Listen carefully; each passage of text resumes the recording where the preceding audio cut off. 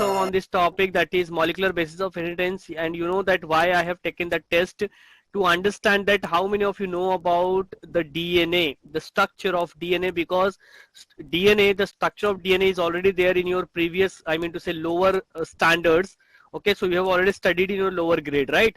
So basic idea to understand that how many of you know about the basic structure of DNA. That's why I have taken the test well, uh, and all performed well. So I'm going to start this. What is extra in the NEET exam that we are going to discuss here. So molecular basis of inheritance. Okay. So as you know that in the previous, what I can say, in the previous chapter, that is principle of inheritance and variations, you have studied the pattern of inheritance and their genetic basis. But in this chapter, you will study the structure and function of genetic material.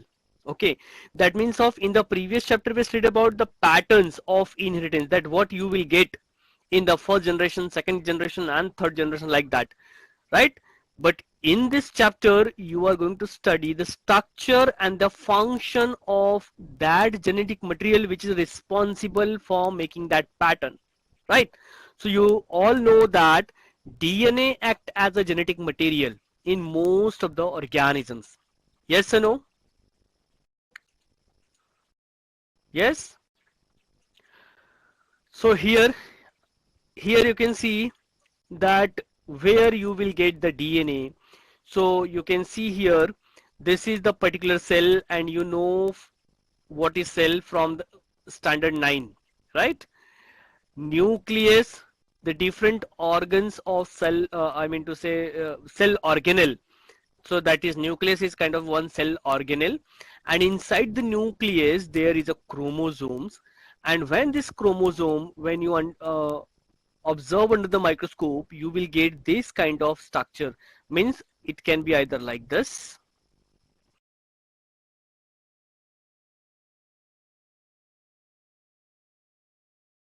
like this. Okay, so this is what the chromosomes, and these chromosomes wrapped with a filament structure, thread-like structure, and that thread-like structure is what, actually nothing but it is called the DNA. So DNA, that means of in our body, each trait is governed by a particular gene. So here you can see the gene. What is gene? A particular segment of DNA. Like suppose this is the complete DNA from here to here. So from here to here it is one segment. From here to here this is another segment. So this segment is responsible, this is called gene, and this segment is responsible for height. This segment is responsible for our eye color, right? So these are the different types, what we can say, the gene. That gene is a particular segment of DNA, right? Okay, now let's connect with this entire structure with the real life. You know, all of you know that the famous actor from South Side, right? How many of you know about this actor? Yes? Come on, tell me. Anyone know this actor? And his daughter? Yes, Kevin said yes. So Kevin, tell me the name of this actor. Mahesh Babu, Kevin, sir. yes, yes. Mahesh Mahesh Babu, sir. Babu. Yes, it's Mahesh Babu, right? Yes. So what is the purpose of keeping the picture of Mahesh Babu along with her daughter, along with his daughter? Is anyone?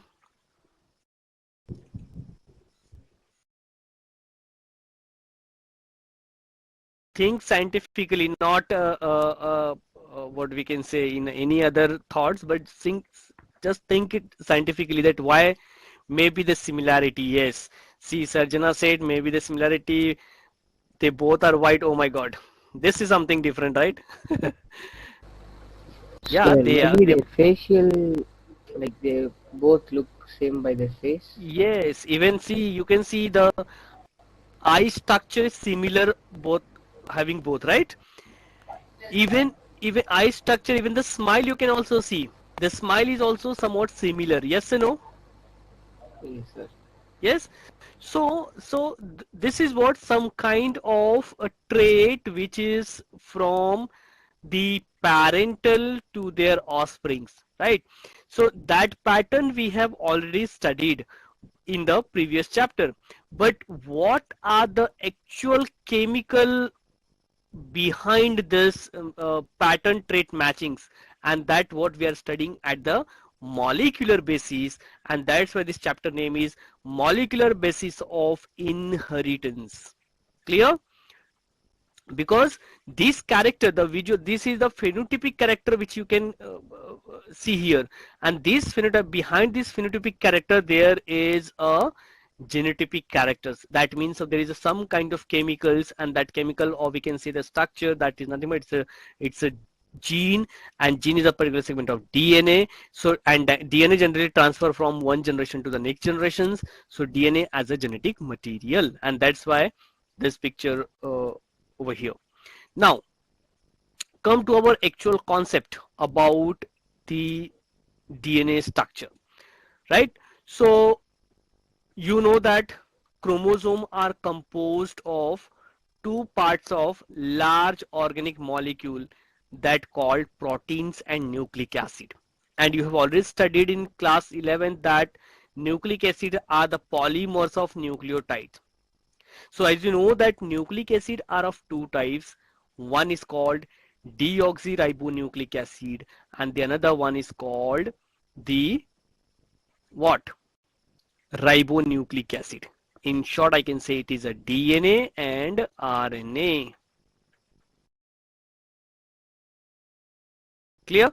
So that means of what I mean to say, that nucleic acid are of two types, and this nucleic acid is, this is the nucleic acid. Nucleic acid. Clear? Okay. So nucleic acid is of two types, DNA and RNA. Clear? So here you can see this is what the actual structure represents. This is the proteins, and inside this particular segment of DNA, I mean to say the complete one, that is what this is called the nucleic acid, which is generally having a DNA and RNA. Now, yes. Now, this nucleic acid, you can see the structure of RNA and DNA. Now, what are the major, we can say, differences? So we will see the major differences in this later on, but we will first focus on the structure of DNA. So, yes, here we are going to discuss about structure of DNA. Now, so DNA or deoxyribonucleic acid, is not only the largest macromolecule, but also represent a genetic material of an organisms and molecular basis of heredity, and that's why that DNA is very, very important. Now, as we know that DNA structure, but who discovered that DNA structure? Let's look some history behind the discovery of DNA, right? So you can see very first, that is, the name is Frederick Messenger. Okay, so nucleic acid was where, you know, first isolated in the year of 1869 by Frederick Messenger from the nuclei of pus cell. You know, pus cell, that is white blood corpuscles leukocyte, that is called the pus cell. So first time nucleic acid were first time isolated by Frederick Messenger in the year of 1869 from the nuclei of the pus cell. he named them as a nuclein. That means of at that time he don't know the exact name, so he just called it as a nuclein. But later on, in the year of 1884, there is Hartwig proposed that nuclein was responsible for the transmission of heredity character. Means this man, the name is Hartwig. So Hartwig proposed that actually the nuclein, which is discovered by whom? Tell me who discovered this nuclein? It's a, come on, respond it fast. Who discovered the nuclein? I just now said in the previous slide. That is Friedrich Messecher. Yes or no?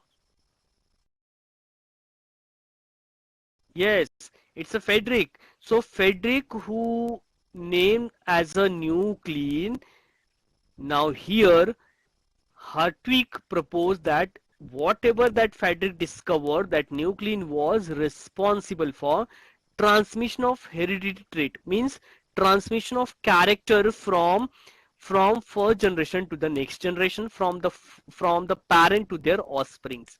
So it was nuclein. Who said? This is said by the Hartwig. But later on, it's Altman in the year of 1889. He was a student of Messecher, Friedrich Messecher, the first time who called it as a nuclein. He renamed nuclein as a nucleic acid. Means he was the student of Messecher's and he named that it is nucleic acid, not a nuclein. Why he said nucleic acid? Because of its acidic properties, because DNA is having some acidic properties, and that's why it's a nucleic acid, and that's why he called it as a nucleic acid, not nuclein. He also discovered the existence of two type of nucleic acid. So basically he also discovered that two type of nucleic acid is, one is DNA and another one is RNA. So this is Altman. Now then later on, Kornberg was the first to synthesize the DNA in vitro, means in the laboratory, in 1957. Kornberg shared the 1959 Nobel Prize with the Severo Oka for artificial synthesis of DNA and RNA. That means of this, Kornberg first time isolate the DNA in the laboratory, and later on in the year of 1957, and after 2 years he received a Nobel Prize, sharing Nobel Prize with the Severo Oka. Why? Okay, why? Because on what purpose? For the artificial synthesis of DNA and RNA. Means they both having a common research, and they found that the artificial synthesis of DNA and RNA process. So that was Kornberg and the Severo Oka. Sorry. Now, so this is what all about the history behind the discovery of DNA. Okay, is this clear to everyone? The name of different scientists who work behind the DNA. Yes, because you have to remember that. Yes, anyone Sir? have a doubt in that? Sir, can you show the slides again, sir? Yes, I can. From where? From the discovery onwards? Yes, sir. Can you show, sir? It will be useful, sir. Okay. See, this is the first one. That is Friedrich Messecher. Then the another one is a Hartwig, who proposed the nuclein. That was the nuclein which named by the Messecher. Now he called it this nuclein was the responsible for transmission of heredity traits. Then it's Altman who called nuclein as a nucleic acid because it's having acidic properties, and he also classified the nucleic acids of DNA. Then there is a Kornberg was the person, or we can say the scientist who first time synthesized the DNA in vitro in the laboratory in the 1957, and later on he received a Nobel Prize, sharing combination of we can say Nobel Prize winner with the Severo Ochoa for artificial synthesis of DNA and RNA. So this is all four or five scientists who work behind the discovery of DNA. Is this clear?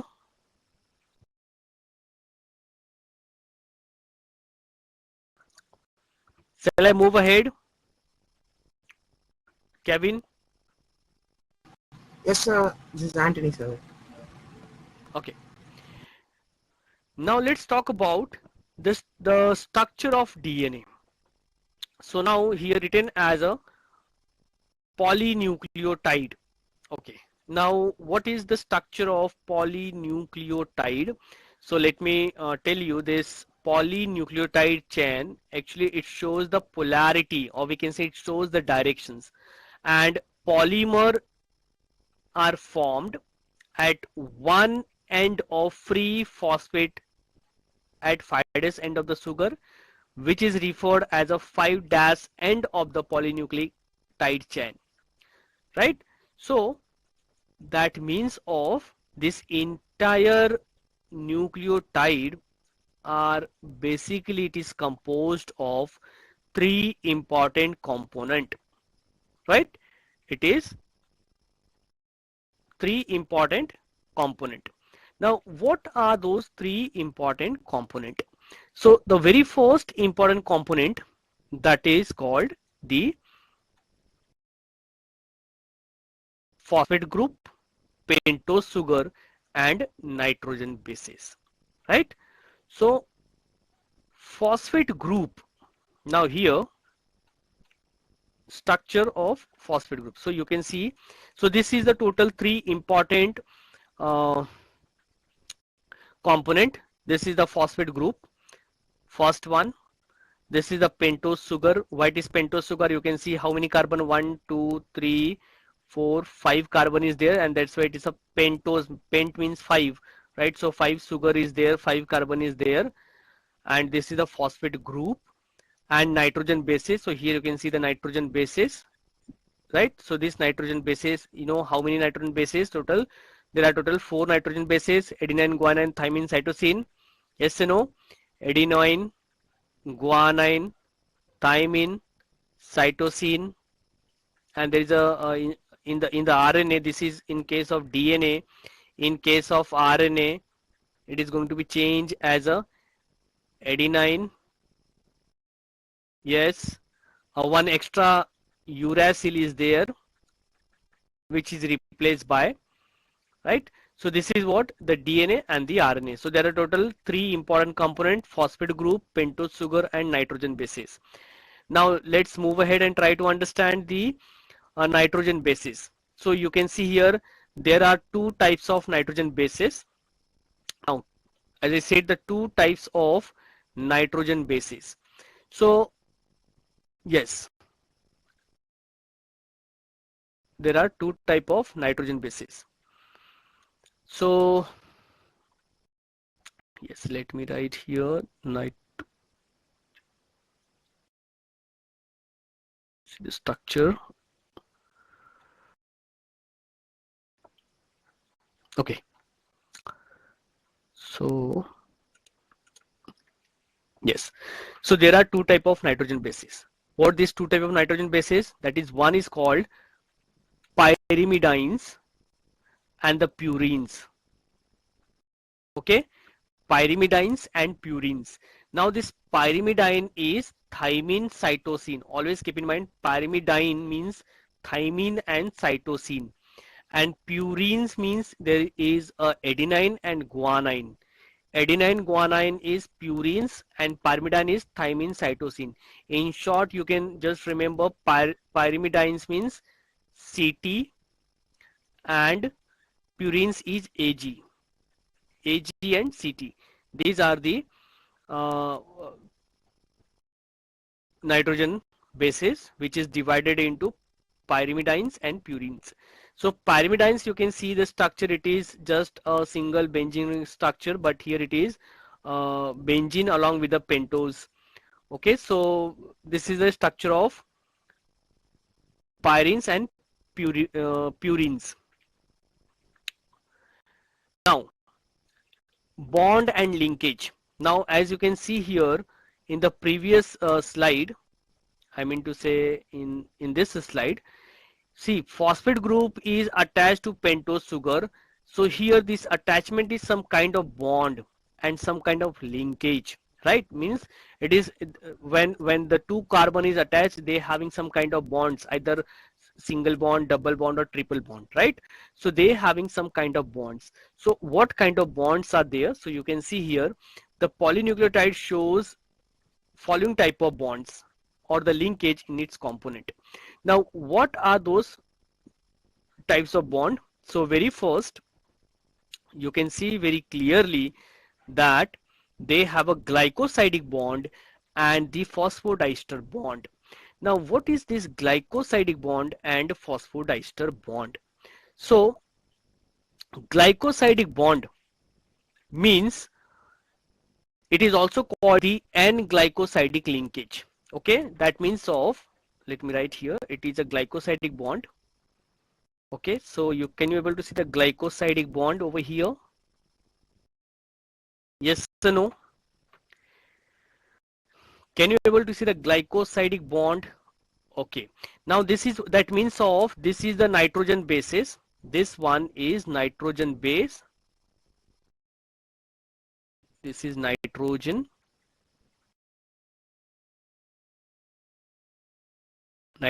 base, and this is the pentose sugar. This is the pentose sugar.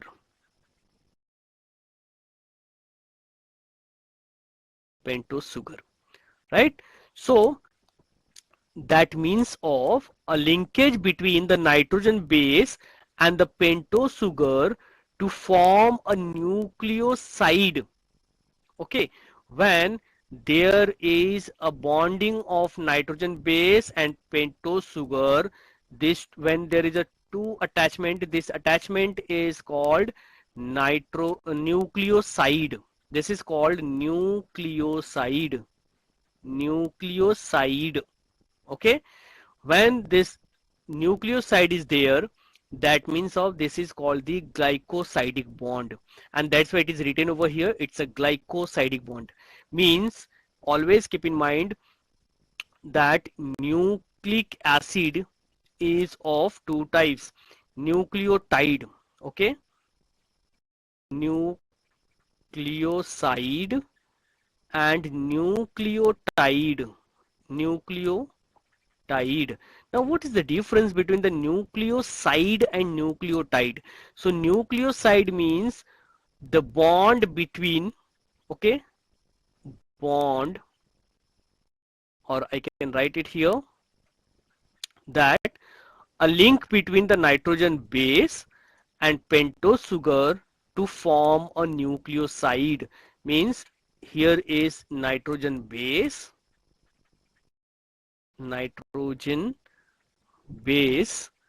plus what? Sugar. I mean to say it's a pentose sugar. It is called nucleoside. Clear?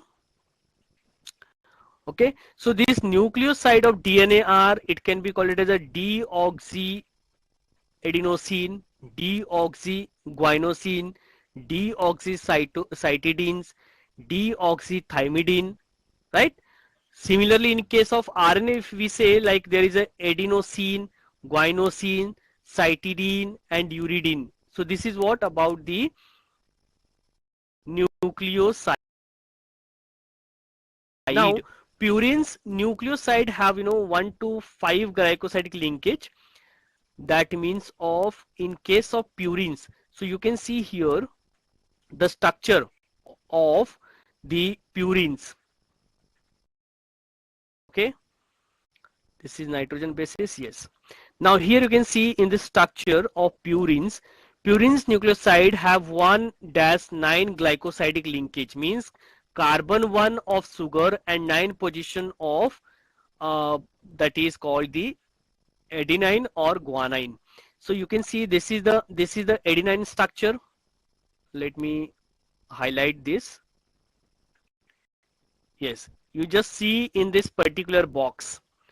Yes, and you can count that this is the 1, 2, 3, 4, 5, 6, 7, 8, 9. So on the 9th, and here you can see pentose sugar, this is 1, this is 2, 3, 4, 4, and this is 5, right? So you can see when there is glycoside, when there is a formation of glycosidic bond in between the carbon 1 of sugar and 9 position of either adenine or guanine, it is called purine nucleoside. It is called purine nucleoside. Clear? This is what the purine, because it is going to attach first carbon of sugar and ninth, you can see ninth position of the adenine or guanine. So if there is adenine or guanine, this is called the purines of nucleoside. Is this clear?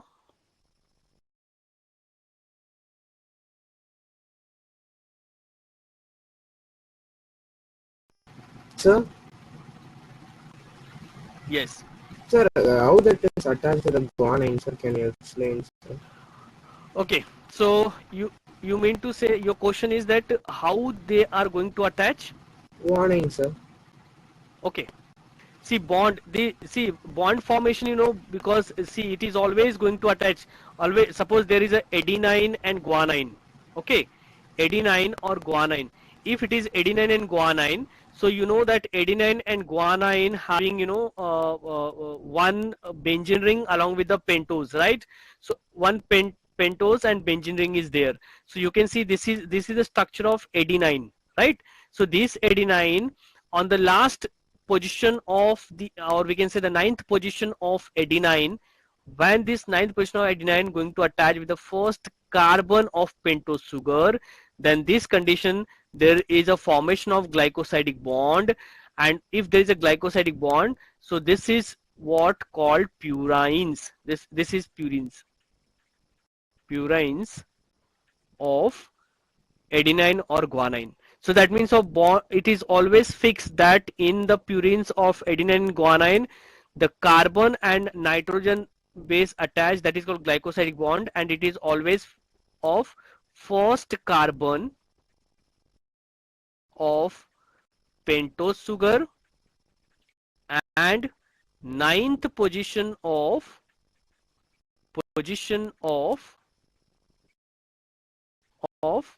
nitrogen bases, either it can be adenine or guanine. So this condition, first carbon and ninth position, first carbon and ninth position, that is what? That is a purines of nucleosides.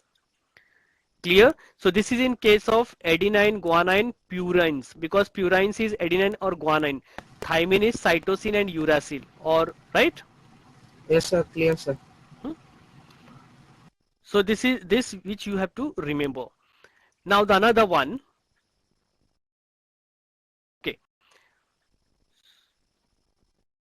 Okay, so here there is a one. Okay, so the length of an DNA is a characteristics of an organisms. For example, you can see, you have to remember that bacteriophage, that is psi into 147. This is the complete name of the organisms, that is called bacteriophage, whose length has, you know, near about 5386 nucleotides. Bacteriophage lambda has 48,502 base pair. Escherichia coli, that is in short it is called E. coli. has 4.6 into 10 to the power 6 base pair, and haploid content of human DNA is 3 into 3 into 10 to the power 10 base pair. That means this is something which is standard length of the DNA that you have to remember, because this is something additional and important for you. Okay, this is the length of DNA, and this length of DNA decide the characteristics of that organisms. Now come to the another, that is called the Chargaff's rule. Now here you can see the Chargaff rule. Now what is Chargaff rule? So yes, Chargaff rule, it was Irwin, okay, Irwin Chargaff in the year of 1950 who formulated the important generalizations about the DNA structure. So these generalizations are called Chargaff's rule, right? It's a Irwin Chargaff. Let me write here. The complete name of this scientist is, see here it is already, he signatured as a Irwin Chargaff.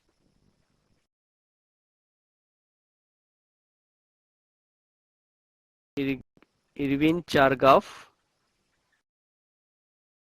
Okay, this is the name of the scientist. So Irwin Chargaff, who basically formulated the important generalizations about the DNA structures, and his formulation is now called it as a Chargaff's rules, and these rules are summarized. So how the rules are summarized? So there are a few important points which we need to remember that. Okay, so what is the rule of Chargaff's? So let me write here the first rule of Chargaff, that is, he said that purines and pyrimidines are always in an equal amount. What? Purines and pyrimidines are always in equal amount.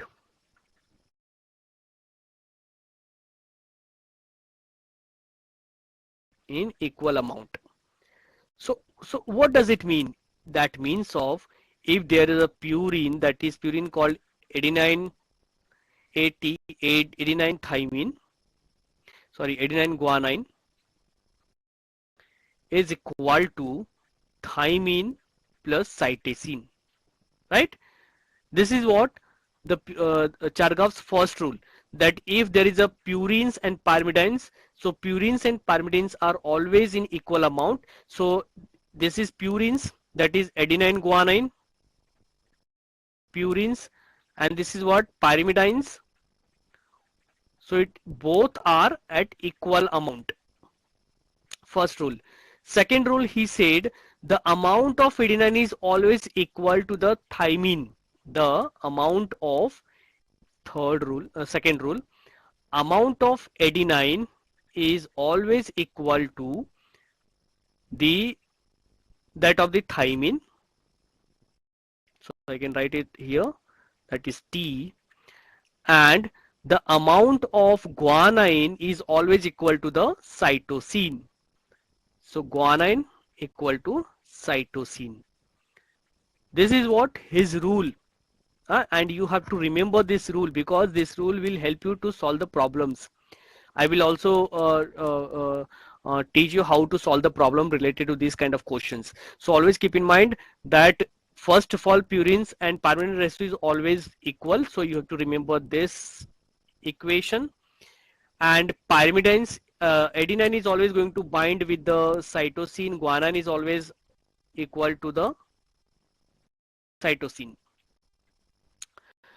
Now the third important rule, that is the base ratio, that is A adenine plus thymine is constant for the species, but may vary from one species to another, and this ratio can be used to identify the species, the particular species, right? So let's try to, based on these two important rule, let's try to find out, try to solve problems. Now here in front of you have one questions, and you have to solve that Sir, what will be the right answer. So here you can see, hello. sir, can you tell the third rule again, sir? See, third rule. See, third rule is very simple. He said that the base ratio adenine and thymine is constant. That means of base ratio means what? Third rule, let me write here, that he said that base ratio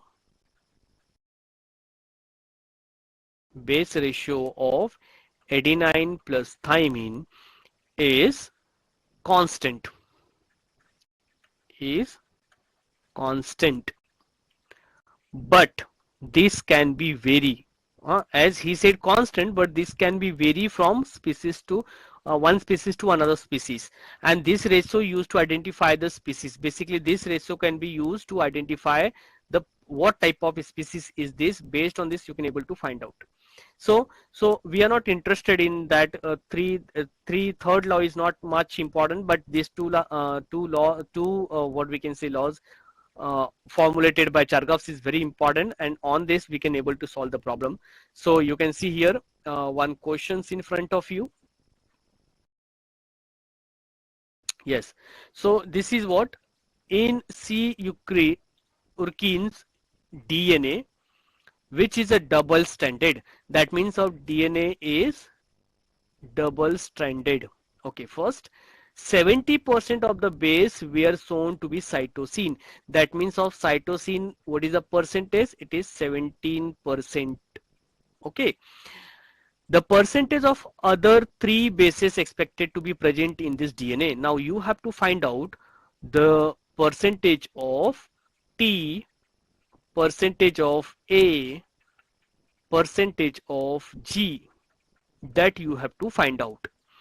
Now here you have to apply the rule, or we can say the formula, the two initial rule of the Chargaffs.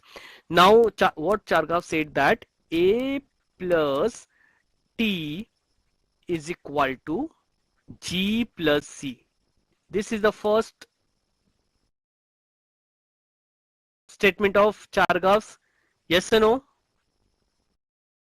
And what is the second statement? Second statement, he said that A, yes, A is equal to T, G is equal to C. Yes or no? If yes, so here you can see if C is 70%, then G is 70%. So I can write in the place of C, I can write 70%. So now I know the 70%. So now you know the percentage of C and percentage of D. So you have to put in that in the first statement. So A plus T is equal to G plus C. So it becomes 70 plus 17, 17 plus 17, it becomes 34%, right? That means of A plus T is equal to G plus C, 70. Now you know that there is A plus T is 34%. But according to this, I can replace, I can write A as it is, but instead of T I can write A. Why? Because A and T both are equal, so on the both position I can replace, right? So it becomes 34. So therefore it's a 2A is equal to 34. So A is equal to how much? Divide by 2, 13%. If A is 13, so I can, if write here, that means of A is 17%, B sorry, B, I said B, D, T is also a 17%, and what? G is,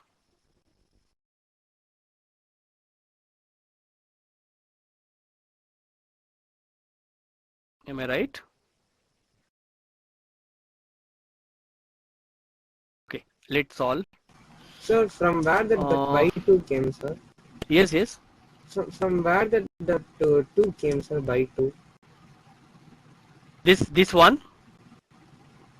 A is equal to 34 by 2, sir. Yes, this one, right? 34/2, right? Yeah, sir. From where that it came, sir, actually. Okay, okay. See here. Uh, now let me first. Our C is 17%, which is very much clear. So C we got it. Now here I can write 70%. Now I have to find out A and T. Okay. So we know that A plus T is equal to G plus C. So here 17%, here 17%, so it becomes 34%. Clear? Hello? Yes. In first rule, you told that A plus G equals to T plus. Yes. Here you write A plus G equals to G plus C.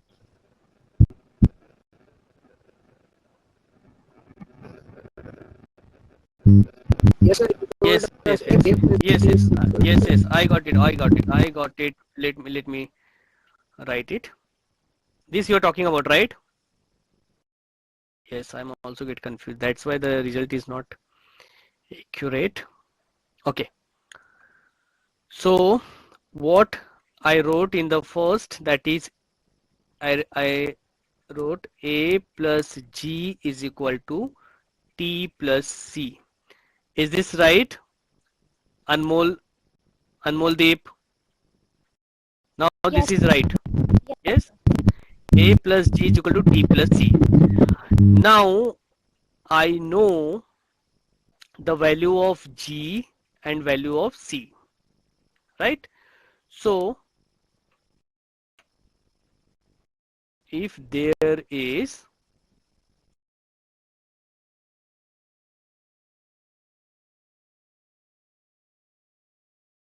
okay. So if there is T plus yes. So I can write, okay, let me rephrase this page. Okay, see, I'm going to solve it again on this page. From here, you know that according to the questions, what is given? According to the question, it is given as C is 17%. Yes or no? If C is given as 70%, and we also know that C is equal to G, yes, C is equal to G, because in the second rule it is said that C is equal to G. Yes or no, please tell me.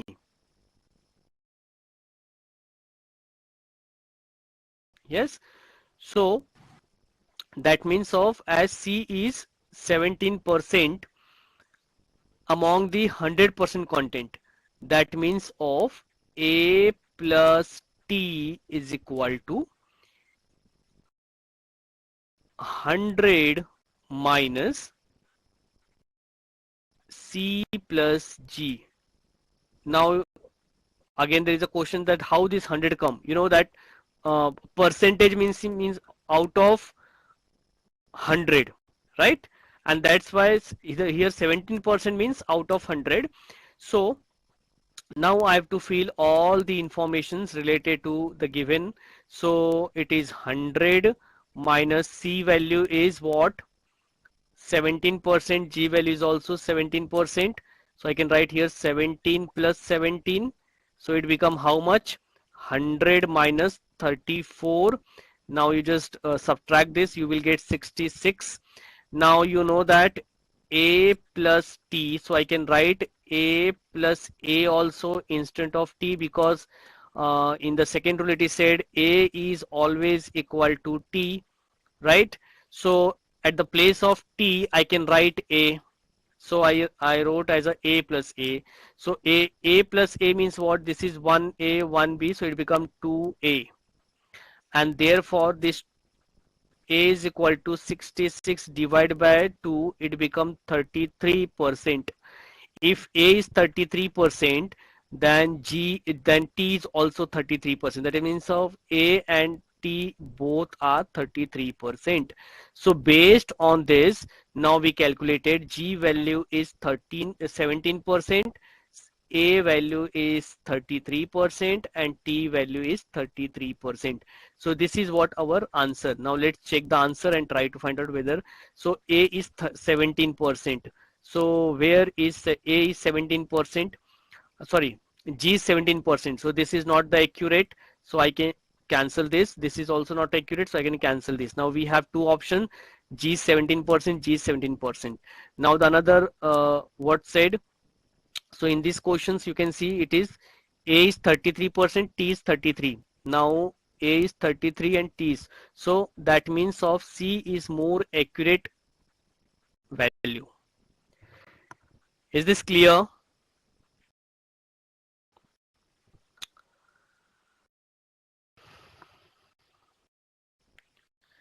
So yes. So anyone have a doubt in this, how to solve? Or you want to solve so I can give you the questions?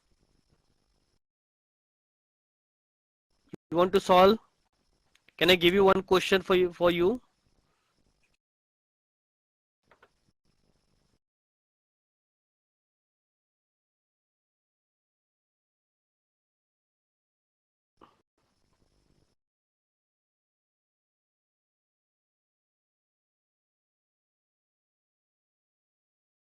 Yes, responded fast.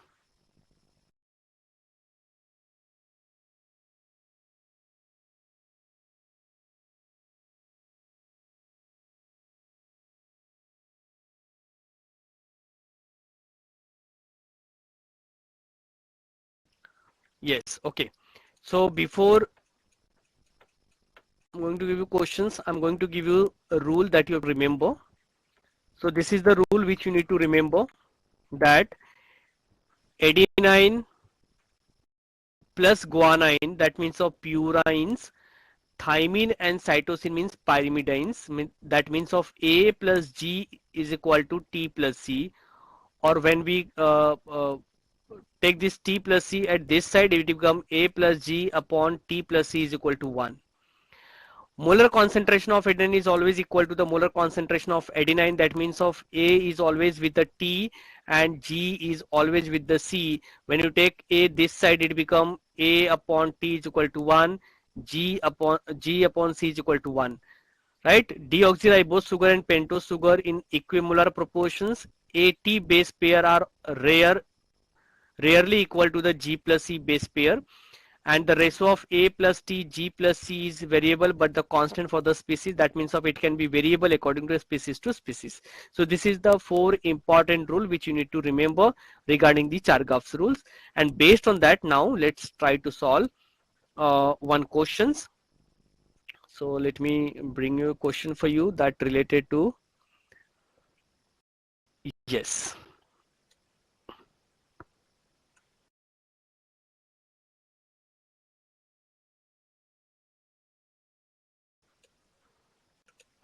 Just a minute.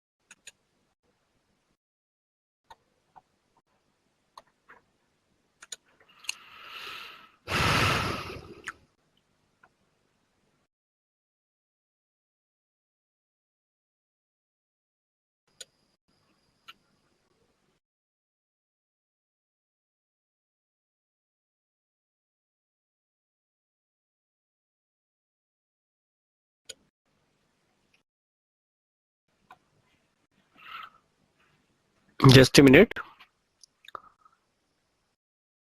trying to find one important.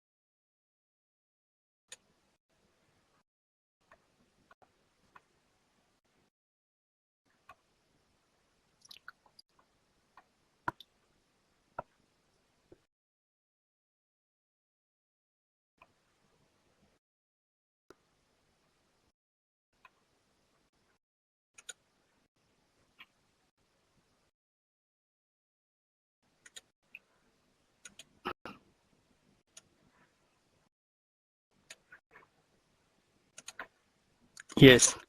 Now this is the one problem for you. If the total amount of adenine guanine is double stranded DNA is 45%, the amount of guanine in this DNA will be. Now you have to calculate the amount of guanine. What is given?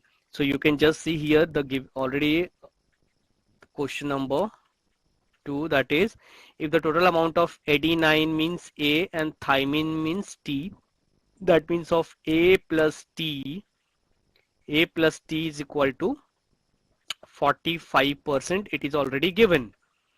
Now the amount of guanine in this DNA will be, so you have to find out the amount of guanine.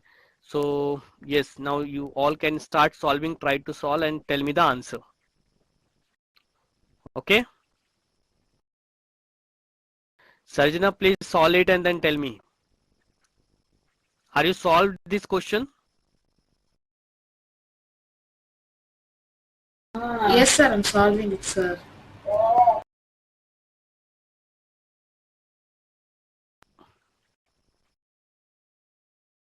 Okay, so can you explain how you solve this question? Sir, here adenine and thymine is totally 45%. So I subtracted 100 minus 45. I Okay. got 55. So I 55. divided 55 divided by 2, which is I'll get separately guanine and the rest, that is cytosine. So Okay. guanine is 27.5, which is 55 divided by 2. Okay.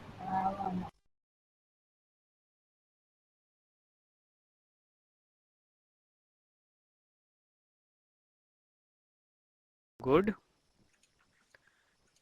Yes, all of you got the answer. Sasi Dharan said 27.5. Okay.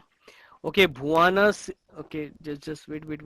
Bhuwana Shri said D answer.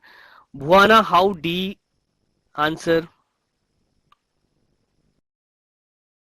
Okay, most of you responded option 2, sir. Okay. Prasanti B. Okay, Bhuwana Sri B.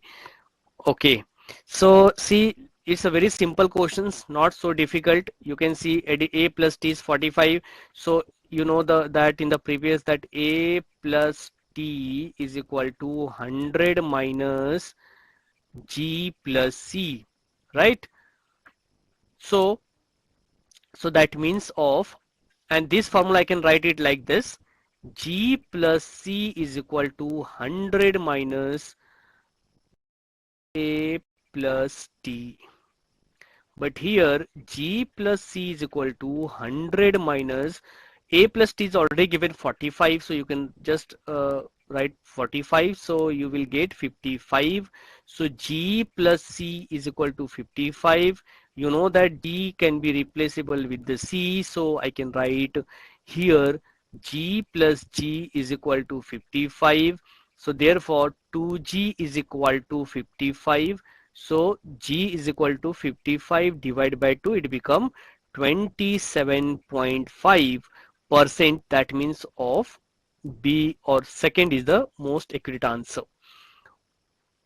Yes, is this clear to everyone?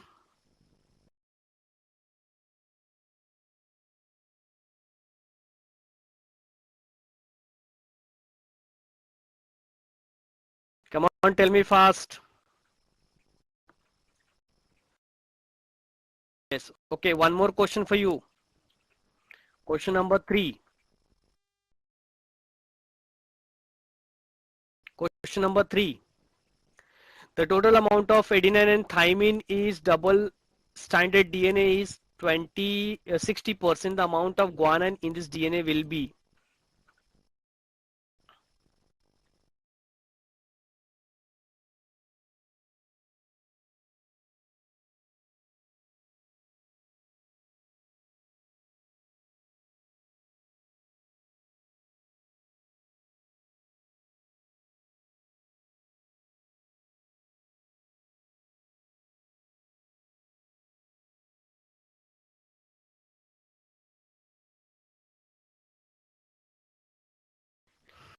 Yes. What is the answer for this question? If the total amount of adenine and guanine is okay, so most of you responded 220. Okay.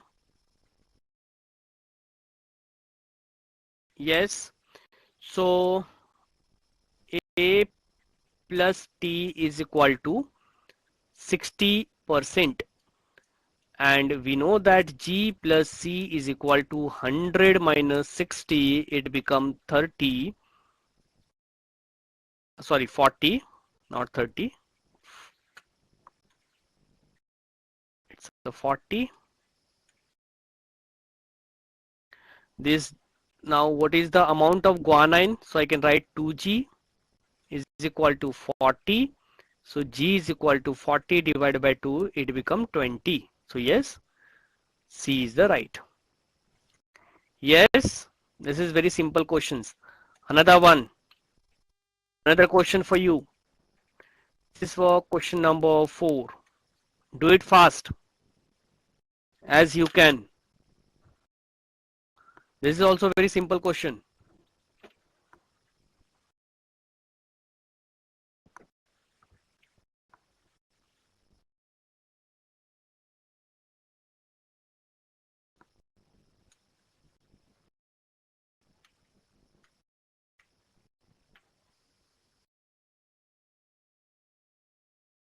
So Yes.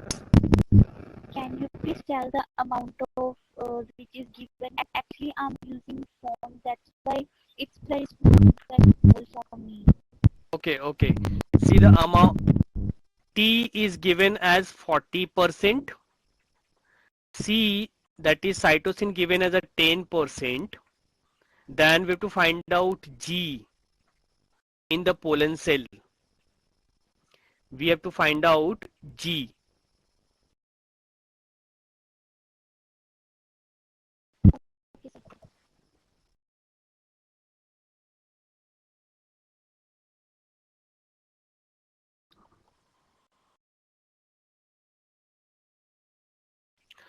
Okay, Sasidharan said 10%, Anmoldeep said 20%, Sarjana said 10%, okay. Bhuvanasri 10%, okay. Anmoldeep 10%, okay.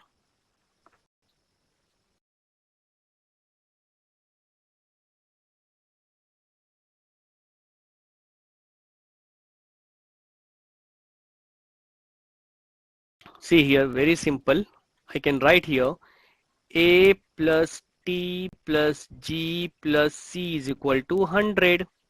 I can write this also, right? So if A is, just keep it as it, T is 40% plus G we have to find out, C is 10%, right?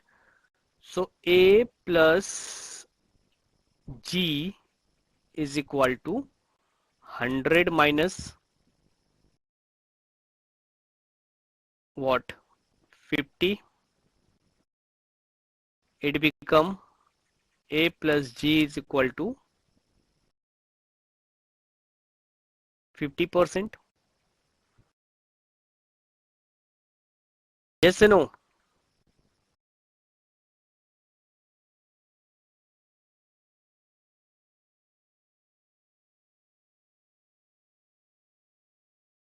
Am I right?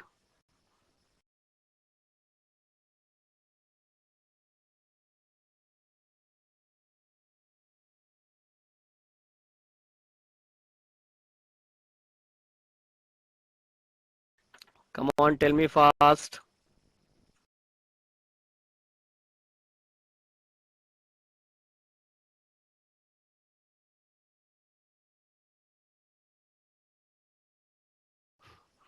Sasidharan said yes. Okay. See here. Instead of solving so much, we can use a very simple formula, and that formula we already know that A is equal to, yes, A is equal to T and G is equal to C. Why we need to spend a lot of time on this? It's very simple. Just you know that T is given. If T is given, that means of A is also 40, T is also 40 because A is equal to T.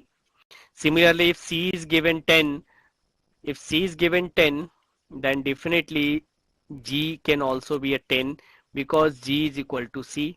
So 10 directly we can calculate like this. Right? Yes, Anmoldeep, any question? You said how A plus G. No, we are not going to find out A plus G. We have to find out what is G. No, sir, you wrote A plus G. I said it not A plus G, it's A plus G. Okay. Yes, yes, I know, I know, I know. Sir, Okay. So these are few. so, Yes. so while doing before, you got A plus G is equal to 50 here. A plus G is G is 50. equal to 50. Yes, yes. Actually, Yes, sir. After that, yes. any step is there, sir, like dividing by 2. Okay. So dividing by 2 means there is a 25, but in the option there is no 25 answer given, right? Yes, sir. So actually that method is not accurate, na? Because see, it is already given. If T is given to you, then you know very well that A is always equal to T, right? C is equal to G, sir. Similarly, C is equal to G. So C is given to you, so you can directly calculate, na? Instead of wasting time, you can just calculate like this. Yes, sir. This is much simple, right? Yes, sir. Okay. So this is few questions based on Chargaff's rule. Similar questions, more questions is also there. So you have to find out, find from the previous year questions and try to solve that. Now let's move ahead and try to understand the next part. That is, this is okay. Now structure of DNA. Now when we're talking structure of DNA, that is very first structure of DNA pattern that is based on the X-ray diffractions. So a technique of determining the three-dimensional structure of large molecule is called X-ray crystallography. So here you can see this image, you know, is called X-ray crystallography. Okay, this is X-ray diffraction photograph. This is X-ray diffraction photograph.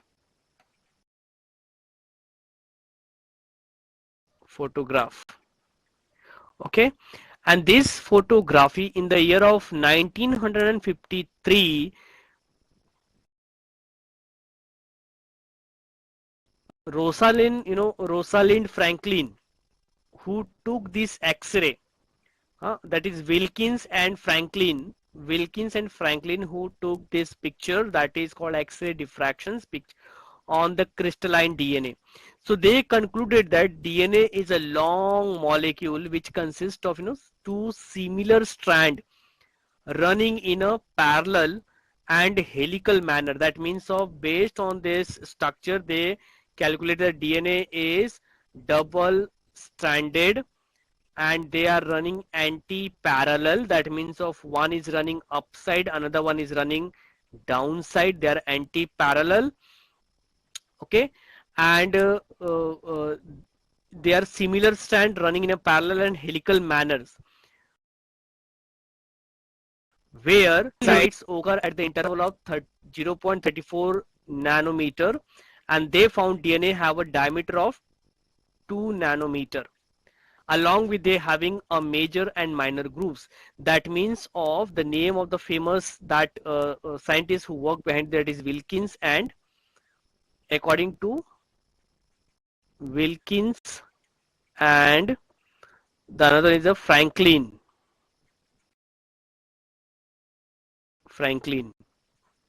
So Wilkins and Franklin who found the structure of X-ray diffraction pattern of DNA. Now here you can see the Watson-Crick model of DNA. So the above investigation what did by the Wilkins and Franklin, now they that investigation help Watson and Crick to design the model of DNA. Means actually actual discovery of DNA, the structure of DNA was Wilkins and Franklin, but the model structure of the model creation credit goes to this two man, that is called the Watson and Crick. Okay, model of DNA molecule in the 1953. So these both draw the structure, they basically create the model of the DNA. Then for that work, Watson and Crick along with the Wilkins receive Nobel Prize in share in the field of medicine in the year of 1962 for the double helical model of DNA and significance for the information transfer in the living material. That means of that Watson Crick along with the Wilkins, because Wilkins is one of the famous scientists who work behind these structures of X-ray crystallography. So based on all these three work, they receive a sharing Nobel Prize in the field of medicine in the year of 1962. Okay, why they receive? Because they concluded that the DNA helical model of DNA and the significance for the information transfer, because these DNA are important for transfer of genetic information, or we can say genetic information from one generation to the next generation, right? Then now what is the features of Watson-Crick model of DNA? What are the actual structure of Watson-Crick models of DNA? So Watson-Crick model of DNA having very important features. The very first feature that is called the two polynucleotide chains or the strand. That means of they call this polynucleotide or chain, or we can say it is a strand. This strand, the DNA molecule is formed of two long polynucleotide chain form of deoxyribonucleotides. Now I said nucleotides, that means of you should know that if I said nucleotides, that means of there is nitrogen base, pentose sugar plus phosphate group.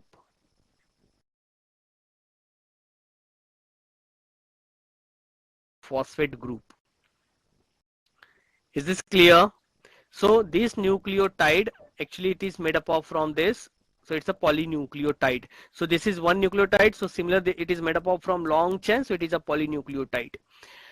And in this polynucleotide, each deoxyribonucleotide of DNA is formed by the cross linking of three chemicals, and this three chemical is called phosphoric acid, deoxyribose sugar, and nitrogen base. So this is nitrogen base, this is phosphoric sugar, and this is the phosphate group, right? These are the three important. Now they along to two groups. I mean to say they classified this entire nitrogen base is classified into two groups. One is called purines, and the another one is called the pyrimidines, right? Pyrimidines. Now this purines, 9-membered ring, 9-membered, and it's a double ring with nitrogen present at 1379 position. Okay, so yes, so you can see The structure, now before the structure, we should also remember that this purine, let me draw the structure of purines. So purine structure is 9-membered ring, right? That means so this is the benzene ring,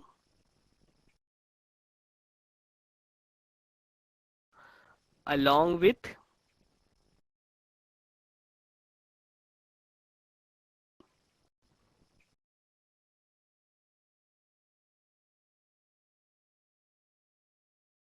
so you can count 1, 2, 3, 4, 5. Wait. Is 1, 2, 3, 4, 5, 6, 7, 8. It's 9-member ring, no? So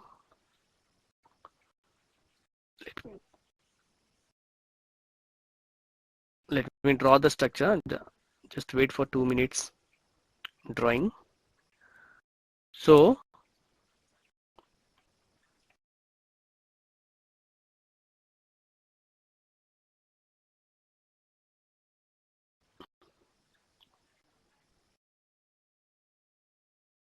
yes.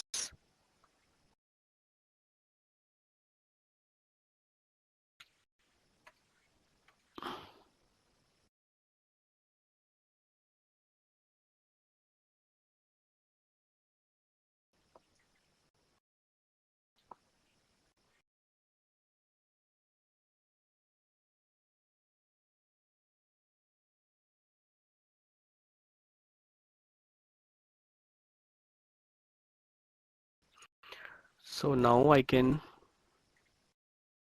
this one cross double bond. Yes. Now I can count. This is 1, 2, 3, 4, 5, 6, 7, 8, 9, and the nitrogen bases are present at here, at this position, at this position, then here and here. Okay, so this is in case of purines. In case of pyrimidines, now let me draw pyrimidine structure. So it's a benzene ring and having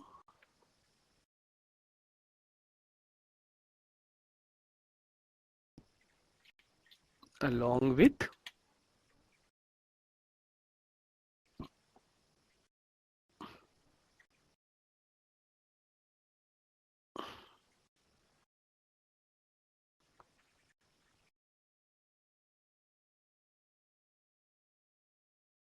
see why I'm drawing this, because this structure is very important to all of you. So please keep in mind. Okay, this structure is important.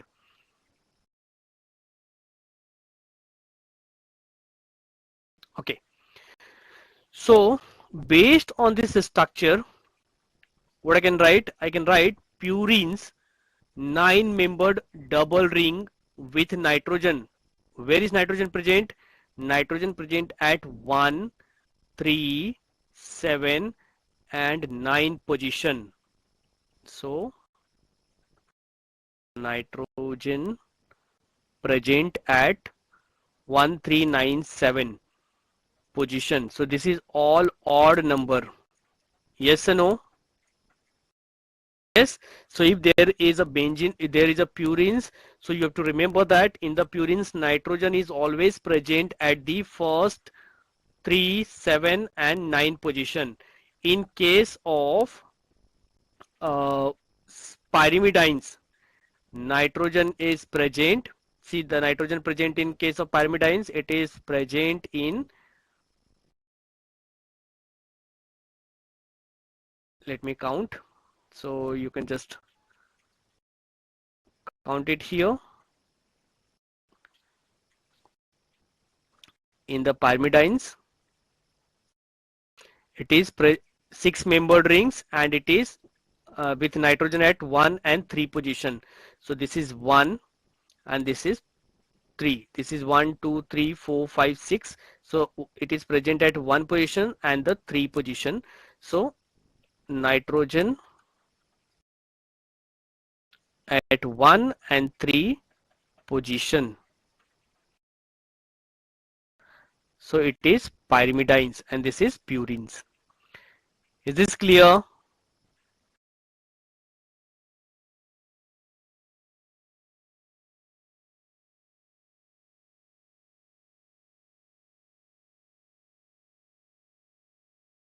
So you have to remember this structure along with their nitrogen position, because these positions will definitely ask in the exam, especially in the NEET, because the diagram will be given to you and you have to and the option given like that the nitrogen is present at which of the following, but number is not given to you. So you have to find out that how to number and how to calculate, how to find the position of nitrogen in that particular figure. Now come to the another features of Watson-Crick model, that is called the glycosidic bond and phosphodiester bond. Now what is glycosidic bond and phosphodiester bond?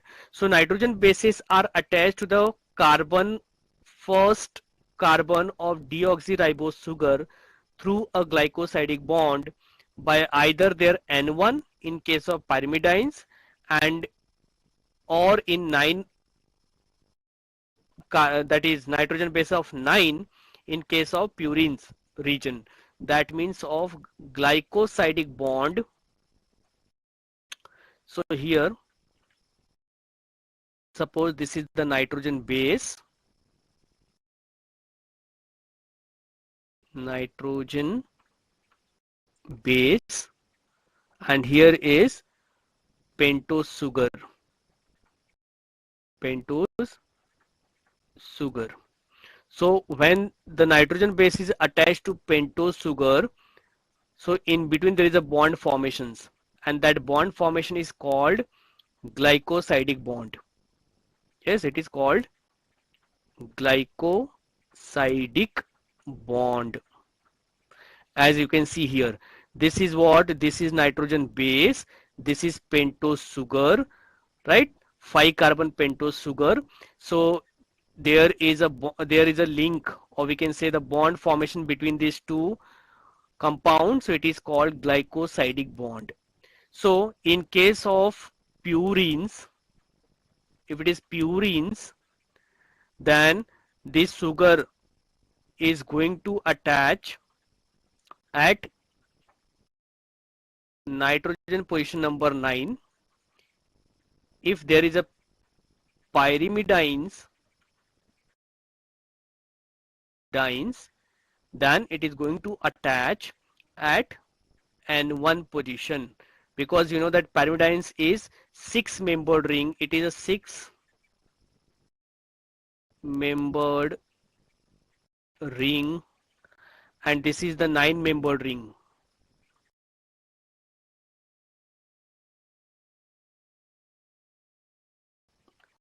Yes, is this clear?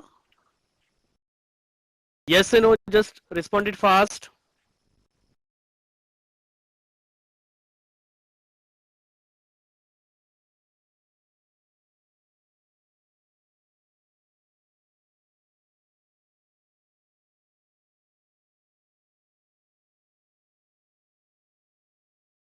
Sir, can you hear me, sir? Sir? Yes. Sir, pyrimidines, N is equal to N minus 1. Can you explain that, sir? I couldn't understand that. Yes, yes. See, in the previous, see, this is the N, right? This is 1 number, this is 2,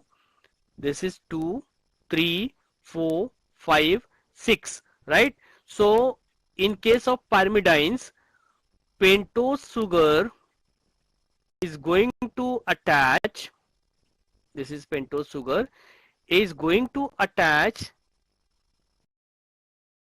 at first nitrogen base position. So in between there is a bond formation called, this is also called the glycosidic bond, but in case of pyrimidines. Here in case of purines, it is going to attach at this carbon, right, at this nitrogen bases. So here is nitrogen base number 9 and here there is a pentose sugar going to attach, right. So it is based on the purines and pyrimidines. The position of number is defined, like nitrogen bases 1 3 or nitrogen bases 1 or nitrogen bases 1 9. Is this clear? Yes, sir. Got it, sir. Thank you, sir.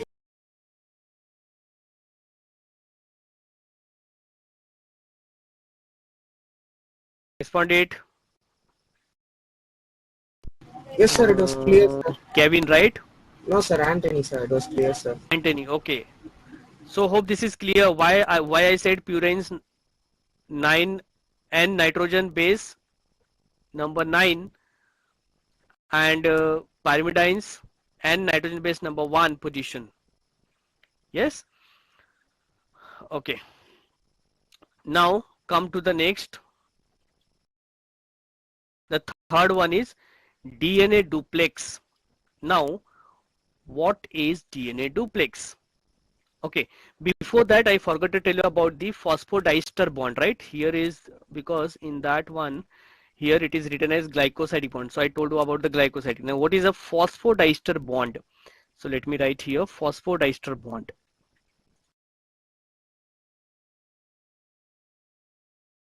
Phosphodiester bond.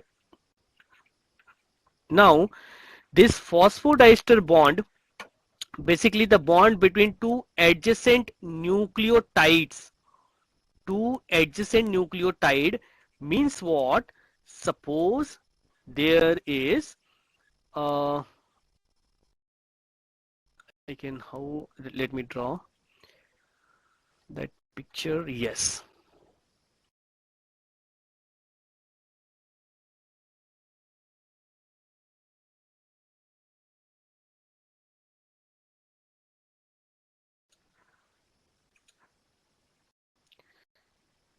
Okay, see, this is the one figure which I can show you to represent the best one about the phosphodiester bond.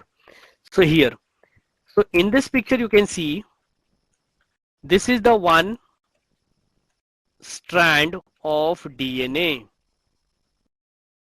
right? And this is the another strand of DNA which is running anti-parallel, because this is the structure of DNA, right? So in this anti-parallel, now the bond between two adjacent nucleotides of two adjacent sugar molecules at 3 and 5 position with phosphate group is called phosphodiester bond. So here you can see this phosphodiester bond is either yes, it is this. Here you can see this is the one complete nucleotide. This is the another nucleotide.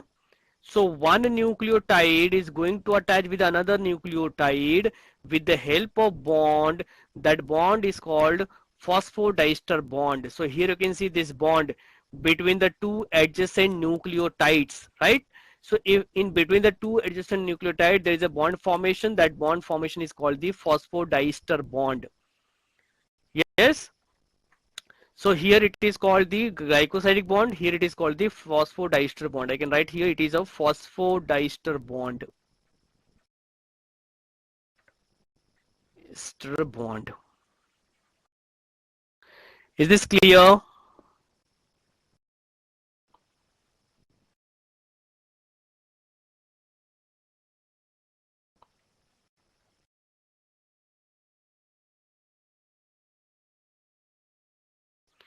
Yes, plus responded.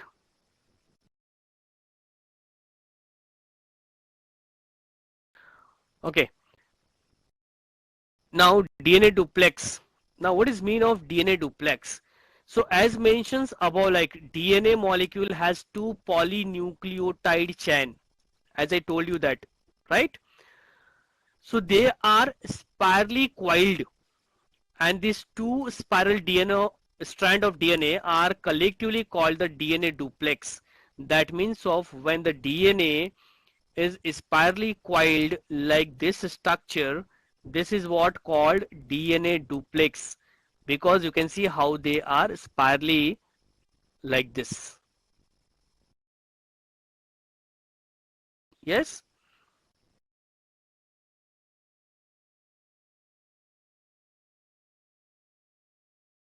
Yes, this is a structure.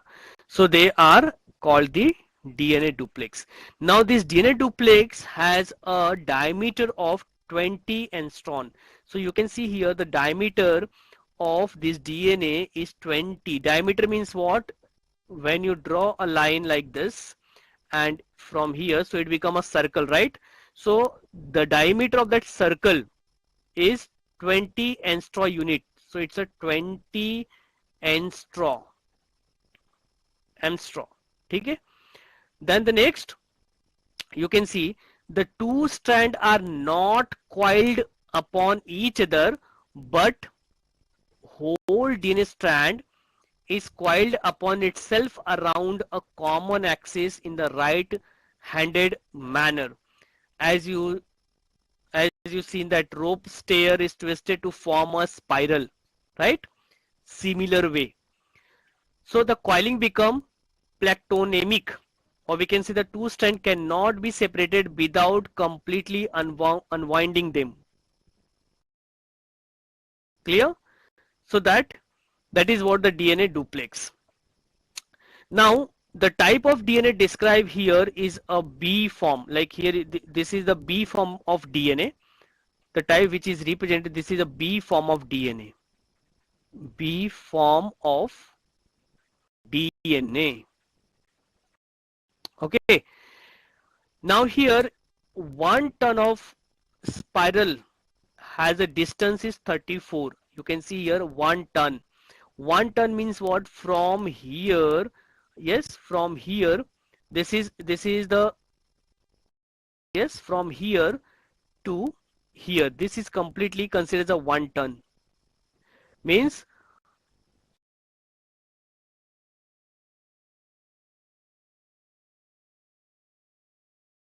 like this. So from here to here, this is called 1 ton, right? So this 1 ton is called called one spiral, and this one spiral is how much? It is 34 angstrom unit, right? This is 34. Now this length contains 10 deoxyribonucleoside. That means Sir. of, yes. Sir, 34 or 3.2, sir? No, 3.4. 34. This is from here to here one spiral. Okay. Okay. It is 34 angstrom unit. Okay. And inside this one spiral, you can see there are total 10 deoxyribonucleoside. You just count it. See, from here, this is 1, 2, 3, 4, 5, 6, 7, 8, 9, 10. That means of from this region to this region, total 10 nucleotide. This is what the nucleotide, right? This is nucleotide.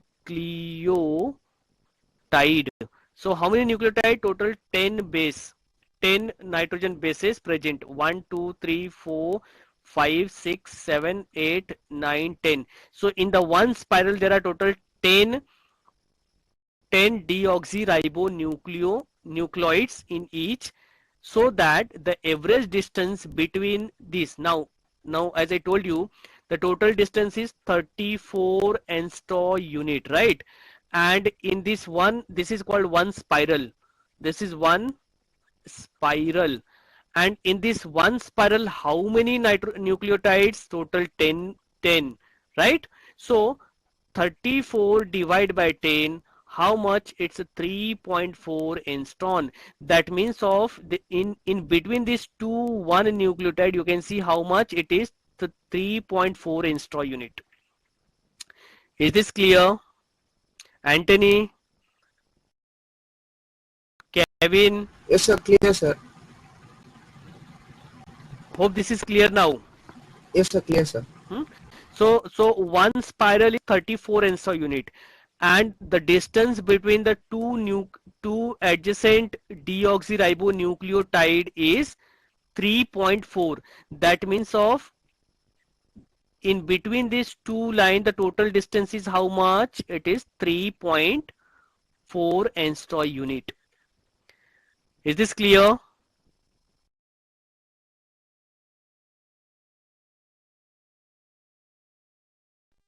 Yes, sir. Clear, sir. Okay. Now let's move with the next part. Okay. Now backbone of DNA strand. Now here in this picture you can see the backbone of DNA strand. So here deoxyribose sugar and phosphoric acid form a backbone of DNA. What? Deoxyribose sugar. Where is deoxyribose sugar? So here you can see this is the deoxyribose sugar, and then there is a phosphoric, right? There is a phosphoric acid. So these two, where is the phosphoric? Yes, this is a phosphoric acid, phosphate group. So these two actually called the backbone of DNA. Why? Because of this they are going to attach, right? So strand, while the nitrogen bases lies at the right angle to it, right? So you can see nitrogen bases always lie right angle to this, right? Over here. So this is not a backbone. The backbone is deoxyribose sugar and the phosphate. Now the backbone is formed of alternate deoxyribose sugar and phosphoric acid group. So nitrogen bases project at right angle to this backbone from the regions of sugar residues. So this is about the backbone of DNA strand. Another one, complementary base pair. Now what is complementary base pair? So you can see here complementary base pair, that means of base pairing is basically formed in DNA double helix between the purines of one strand and pyrimidines of the second strand. So you know that purines and pyrimidines, so purines found in the DNA as a adenine and guanine. So you can see here adenine and guanine. This is adenine and guanine, thymine and cytosine.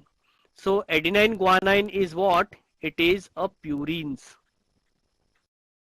Purines, that is adenine guanine. Pyrimidines are thymine and cytosine.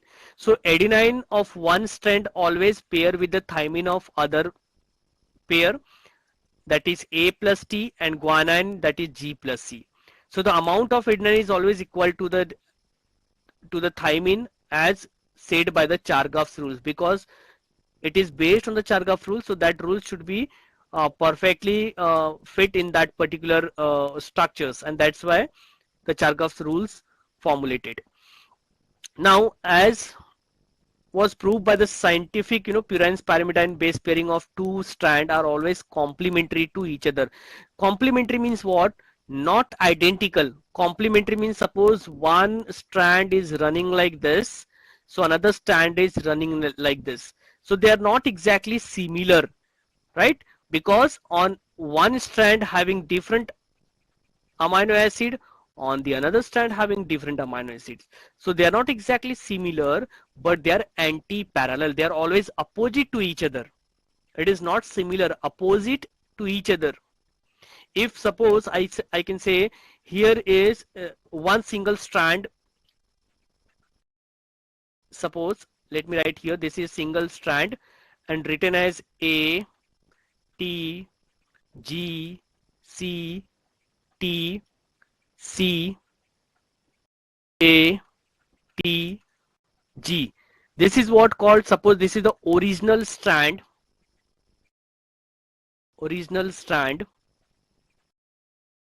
Then what is a complementary strand? The complementary strand of this particular strand is opposite. So how you will draw the opposite strand? Suppose this is strand.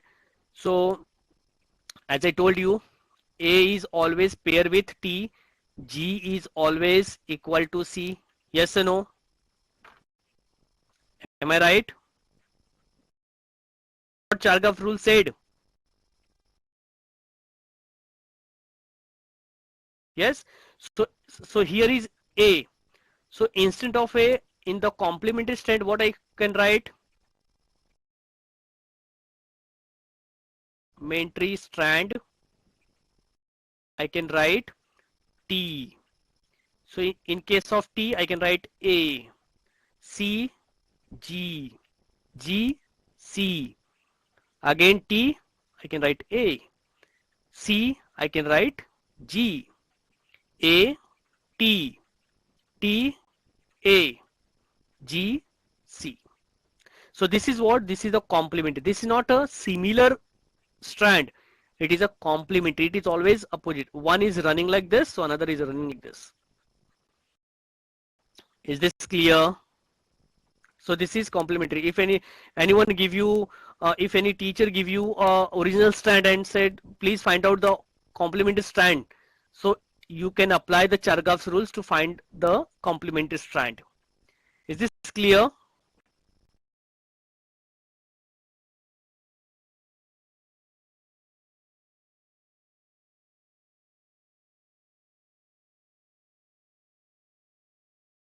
Okay.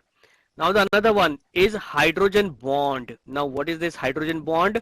So as of now, you know that the two strands of DNA are held together by a hydrogen bond between their bases. That means of, you know that very well, that suppose this is a strand, this is another strand, and here is a nitrogen base, this is nitrogen base, this is nitrogen base, right? So this nitrogen base, adenine, attached with T with hydrogen bond. So in this is a hydrogen bond, right, between A and T. So hydrogen bond, basically it generally that strand which make held together by this hydrogen bond, these two hydrogen bond that occurs between the adenine and thymine, and three hydrogen bond between the guanine and cytosine. That means of, you have to always remember that in between A and T, there is always double bond. In between G and C, it is always triple bond. So this is what the hydrogen bond between AT triple and G, AT is double and GC is triple bond. This is double bond.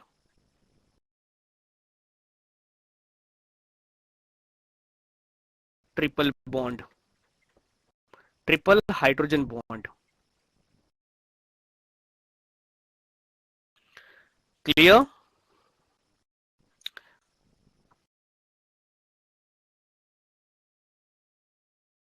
Now anti-parallel strand. Now you know very well that anti-parallel strand, that two strands of DNA duplex are parallel but are oriented in opposite directions, and such a strand are called anti-parallel. So DNA, the anti-parallel strand form a right-handed helix, that 5' end of the one strand lies opposite to 3' end of the others, and one strand is oriented in the 5' to 3 direction. That means of, you know, this direction, like suppose here you can see this is the 3 direction, okay, this is the 5 direction, so it is going downside. So you can see this is started from 5', right, and you can see then it is 3'. That means of, if one is running 5', then here is 3'. If one is running like this, then this one is 3' and this one is 5'. So it is always opposite, anti-parallel. Are you getting my point? Yes, please respond it. So this is what this is all about, the features of Watson-Crick model of DNA. And you have to remember all these 7 points, that important point related to the Watson-Crick model. Now we studied about the type, that is structure of DNA. Now there are also a type of DNA. Some are linear, some are circular DNA. So you know very well that DNA, Basically, there are various types, but few are mentioned over here. So linear and circular DNA. So basically, linear DNA is found in a nuclei of eukaryotic cell. Okay, that means of this type of DNA basically found in eukaryotic cell. So can I write like UK? So that means of eukaryotic cell. So it is basically found in eukaryotic organism or eukaryotic cell. And circular DNA, it is basically found in prokaryotic. This is found in prokaryotic cell. Clear? Yes. Now, as I told you, this linear DNA is associated with the eukaryotic cell. It has a free end. Can you see here? The ends are totally free. It is not going to be joined. It is totally free end. So here it is a free end. It is associated with the proteins. Linear DNA is organized into a number of chromosomes and each containing a long DNA double helix. But in case of circular DNA, it is basically found in prokaryotic cell and in the mitochondria and plastids of eukaryotic cell. That means of this is some exceptions. So in prokaryotic, and this circular DNA is also found in eukaryotic cell, but where? But it is found in mitochondria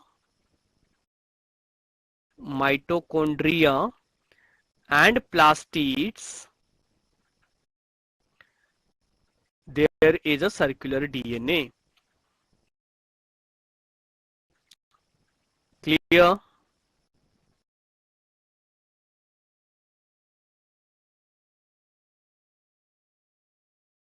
Okay. So another one, single stranded and double stranded DNA. So single SS strand and DS strands. SS means single stranded DNA and DS means double stranded DNA. Now this single stranded DNA was first observed by the NCERT in spherical bacteriophage. Okay, this single stranded DNA, it is found in spherical bacteriophage.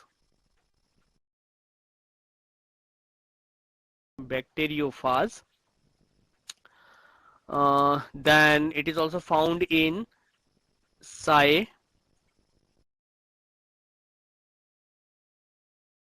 174.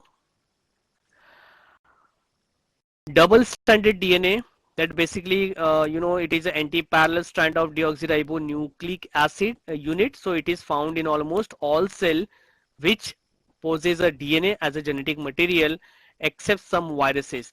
That means of it is found in all type of organism except viruses. That means of double stranded DNA is not found in virus.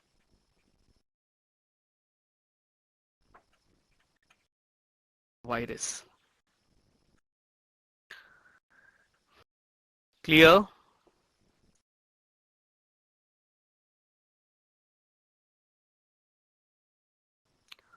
Okay. Now trophic and genetic DNA. Now what is trophic and genetic DNA? So here again the ciliates, especially in the paramecium, have both trophic and genetic DNA in the macronucleus and micronucleus respectively. But this macronucleus control the vegetative functions and the micronucleus control the reproductive functions. So basically trophic and genetic DNA is also there in a paramecium, which is generally found on the ciliated. Okay. So trophic DNA present in the macronucleus and not transfer from one generation to the next generation. So basically it is in paramecium. So that is called the trophic and genetic DNA. So always keep in mind, trophic DNA is what? It is a DNA which is present in the macronucleus and it is not transferred from one generation to the next generation. Now this is a detail of DNA structure which is of various forms. So let's discuss about that. The DNA, there is a different types. So what are those types? So you can see there is a B DNA, Z DNA, A DNA, C DNA and D DNA. Why the name is not A, B, C, D and Z DNA? Why it is written as A, B, C, D? Because the most common DNA is B form of DNA, which we have studied about the Watson-Crick model. It is a B form of DNA, right? But there is a Z DNA, A DNA is also there, C DNA is also there, D DNA is also there, and all having a different characteristics. So you can see here, as we have already studied about the B form of DNA of Watson-Crick model, that is called, you know, that the handedness of the helix, that is right-handed, but Z DNA is always left-handed. A is right-handed, right-handed, right-handed. That means of only B and Z is, or we can say Z DNA is slightly different with others. So you have to be remember all this point carefully, right? So B, A, C and D all are right-handed, only Z is left-handed. Then pitch of the helix per turn, it is 34, here is 25, 30, 24, but Z form of DNA having 46, the highest one. Diameter of the helix 20 angstrom unit, but here is 18, 26 and 19. Stability, stable and physiologically, you know, active form, it is unstable. All DNA are unstable except B form of DNA, and that's why we are studying B form of DNA, not Z, A, B, C, D, but these all also having the equal importance. Now base pair per turn, it is 10, here is 12, 11, 9.338. Distance, that is divide by 10, so you will get 3.4. 12 divided by 18, it will 3. No, 12 divided by the 46, so it become a 3.8. Similar, you will get the distance. And repeating unit is mononucleotide, this is dinucleotide, this is mono, all are mononucleotide, only Z form is dinucleotide. So if you want to remember all this DNA, you to just remember B and Z form. If you know the difference between these two, you can able to make the difference between A, C and D also. Clear?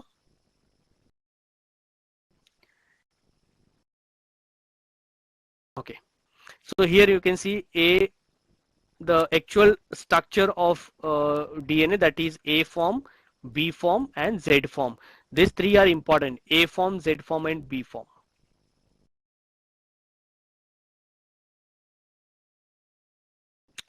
Now coding and non-coding DNA. Coding and non-coding DNA. Now what is coding and non-coding DNA? So depending on the ability to form a functional and non-functional product, DNA has two types of the segment: coding segment and non-coding segment. Okay, so in basically eukaryote, the greater part of DNA is non-coding since it does not form any functional product. So they often possess a repetitive sequence, or we can say the repetitive DNA. So most of them have fixed positions. Some can move from one place to another place. Mobile sequences are called jumping gene, or we can say transposons, right? So according to their protein non-protein coding sequences, you can see there are 4 types of DNA. One is called repetitive DNA, satellite DNA, microsatellite DNA and mini satellite DNA. Now what is the repetitive? It is a part of DNA, I mean repetitive DNA is a part of DNA which contains some sequence of nitrogen base repeat more than once in the genome. So if it is repeated more, yes, if it is repeated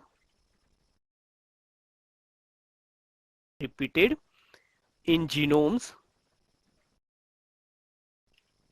more than once in genome, then it is called repeated DNA. What is satellite DNA? Satellite DNA is highly repetitive DNA which form a separate fraction during the ultracentrifugation.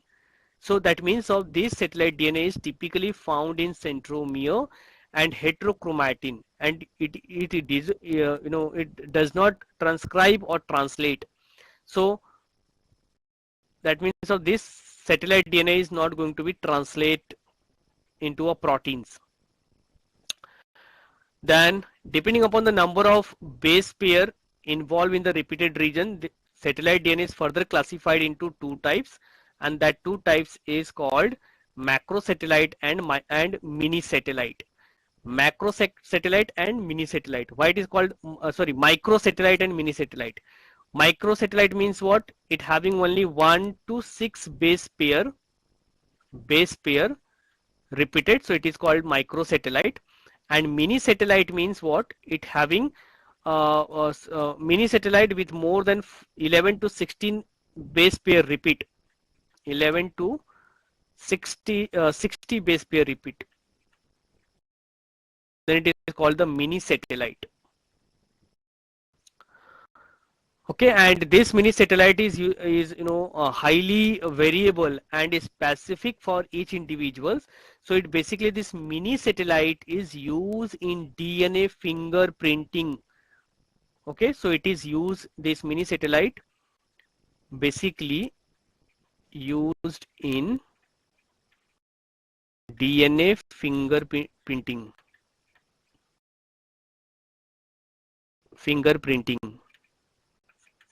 For especially crime what we can say, detecting scene, that that basically this DNA fingerprinting is used to detect that crimes, right? So it is about the mini satellites. Okay, now we completed the structure, then their types. Now come to the function of the DNA. So basically, you know very well that what is the role of DNA, that DNA is a genetic information. We can say it is a genetic blueprint, right? So DNA is the genetic material which carries all the hereditary information from parent to their offsprings. Replications, yes, DNA has a unique property of replication. That means if there is a one single DNA, they can replicate themselves and form a multiple copy. So DNA has a unique property of replication by their own. So production of carbon copies, autocatalytic functions, this is essential for transfer of genetic information from one cell to its daughter and from one generation to the next, and that's why this DNA has a unique properties called replication. Then come to the another function, that is a chromosomes. So DNA occurs inside the chromosomes, and this is essential for the equitable distribution of DNA during the cell division. Then there is a recombination. So during meiosis, crossing over give rise to new combination called the recombinations. Then there is a mutation. So we have also studied about the mutations in the previous only. So change in the sequence of nitrogen bases due to the addition, deletion, or wrong replication give rise to mutations. So these mutations are fountainhead of the all variations and evolutions. So this is what some characters, some function related to DNA. Also, you can remember that is transcription, cellular metabolisms, then there is a differentiations, development, and fingerprinting. So all these are the functions related to the DNA. Okay, so we completed one complete concept about the DNA. Now we are moving with the next concept, that is called packaging of DNA helix. Okay, so packaging of DNA helix, before we are going to move on this packaging of DNA helix, let's try to understand what is mean of packaging of DNA double helix. So basically you all know that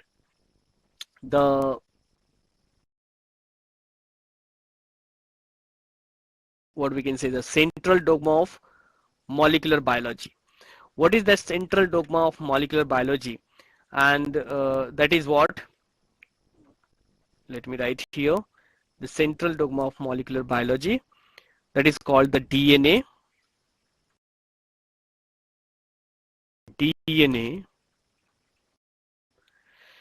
converted into mRNA into proteins, right? So what happened, this DNA transcription take place, and when mRNA converted, this mRNA, when it translate, it form of proteins. This is the sequence of event which is called the central dogma of molecular biology. So in that respect, what the packaging of DNA, like, you know, there is DNA, the average distance between the two adjacent base pair that we know, that is 0.34 angstrom unit. So the number of base pair in Escherichia coli is something different. The total length of DNA is something different. So because each of having a different, so because of that, based on there, it is of also different types. So in prokaryote, the packaging of DNA helix is different, and in eukaryote, the packaging of DNA helix is different. So what is in case of eukaryote? So in case of, in prokaryote, so in case of prokaryote, in DNA, especially E. coli, the DNA is not scattered throughout the cell because it is just found at one place. You can see here, this is the DNA. So it is found at one particular, it is not scattered as compared to the normal eukaryotic cell. And here DNA is negatively charged, so it is held with some positive charge proteins to form a nucleoid. That is in case of prokaryote. In case of eukaryote, in the eukaryotes, there is a set of positively charged basic proteins called histones. See, it is a positive charge, but in case of, it is a negative. In case of a prokaryote, it is a negatively charged, and in case of prokaryote, it is a positively charged. Right? Basic proteins called histones. Now histones are rich in positively charged basic amino acid residues, that is called the lysines and the arginines. Lysines and arginines. So 8 histone form a histone octamer. Now how this form? You can see the structure. This is all the histone octamers. Now how? So basically these histones, there are total 5 type of histone proteins, and that histone protein is H1, H2A, then there is a H2B, then H3 and H4. So this is 1, 2, 3, 4, 5. So total 5 type of histone proteins that you have to remember. And you can see here total all 5 attach here. So this is total 4, and at the lower ring it is 4. So total core of 8 histones are attached over here. This is one complete called the nucleosomes. This one complete is called nucleosome. Clear? Yes, this is called nucleosomes, or it is called nucleobody. Now DNA of about 200 base pair makes 175 left-handed turns over histone octamer to form a nucleosomes. So fifth type of histones called H1 is attached over the linker DNA. See here, there is a one more DNA, that A1 DNA is always attached with the linker DNA. This A1 attached with the linker. So here you can see A1. So this A1 is what? It is attached with the linker DNA. Okay, so H1 is over here and remaining is attached on this. So it become a core of 8 histones. Clear?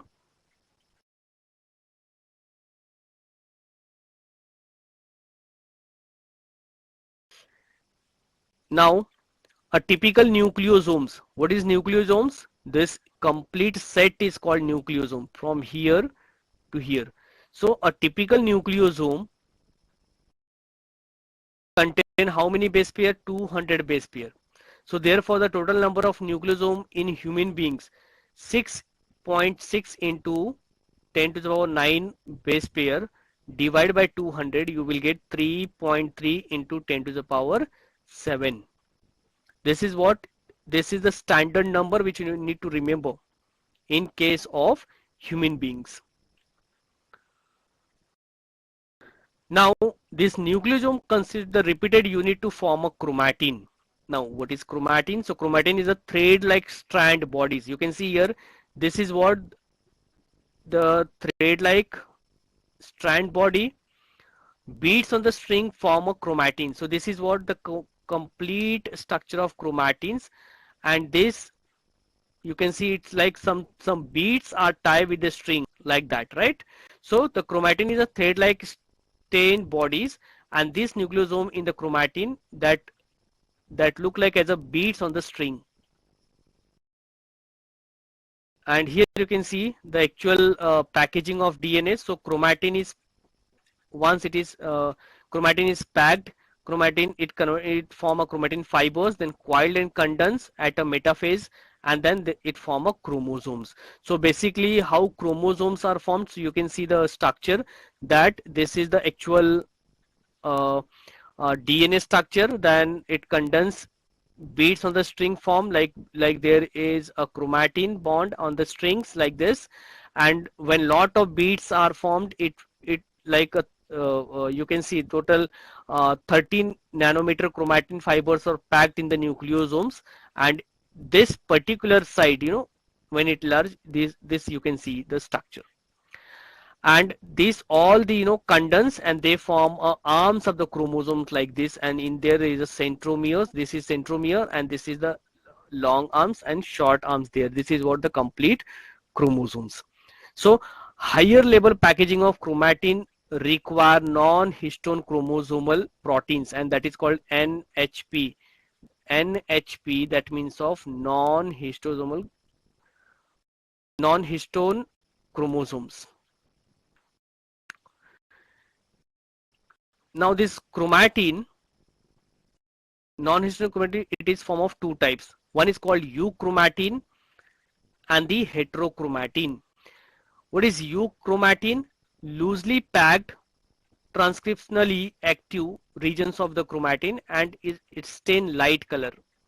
But in case of heterochromatin, it is densely packed inactive regions of chromatin and stain dark in color. So you can see here, this is the dark one color. So this is what called heterochromatin, and this is what euchromatin, because it stain light, so it is a euchromatin. So you can see in a particular chromosomes, if this portion is shade or light, so it depends on that, it can be a heterochromatin or euchromatin,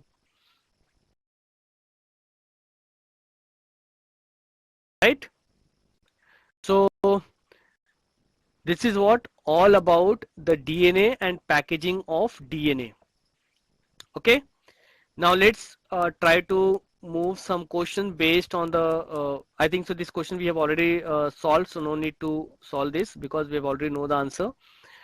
Now this is a question for you. Which of the following pair of nitrogen base of nucleic acid is wrongly matched with the category mentioned against it?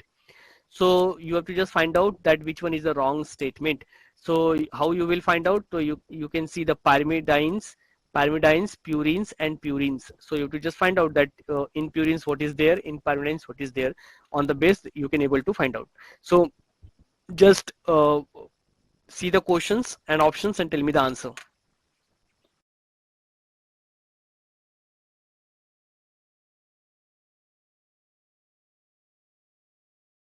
Yes, tell me the answer.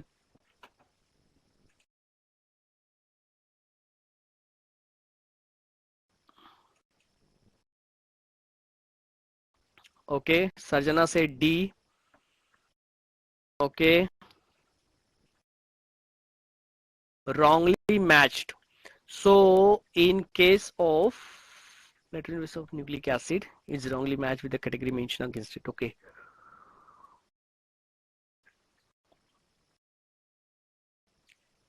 Thymine, pyrimidines is written as thymine and uracil, so it's wrong. First one is wrong. Then go to the, I want response from everyone. Only 2 students responded. I want response from everyone. Responded fast. Yes.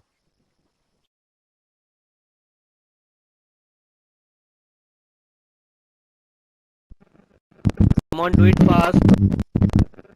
Yes. First one is right. First one is right.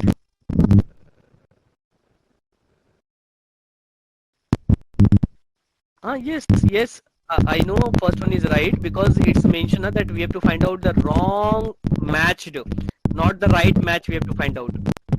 That's the first A is right. You said that timing and you also use Yes, yes, that. I know because I cannot give you the right answer, no? Yes. So once your answer is done, then I will reply on the answer for this question. So we have to find out what wrong matched, not right match. We have to find out. We have to find out the wrong matched. So adenine and thymine for purines. Okay.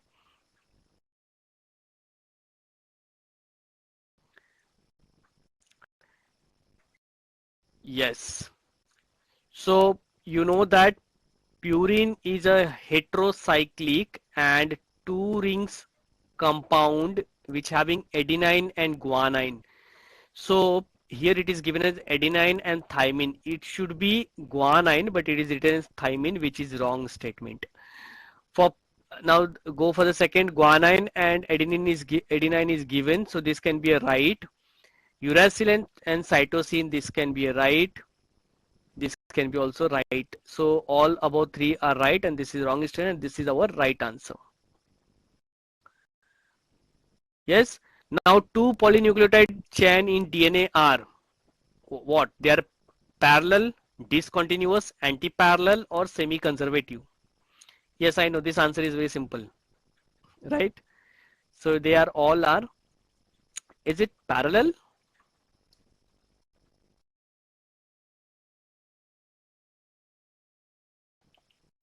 Yes, it is a anti-parallel.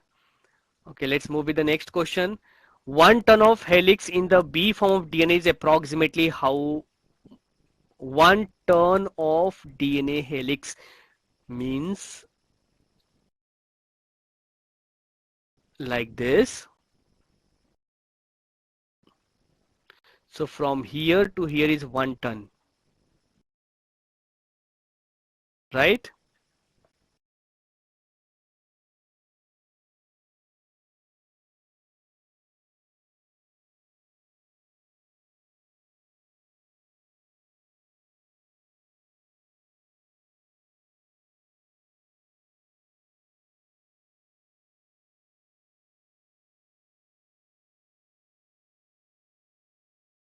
Okay.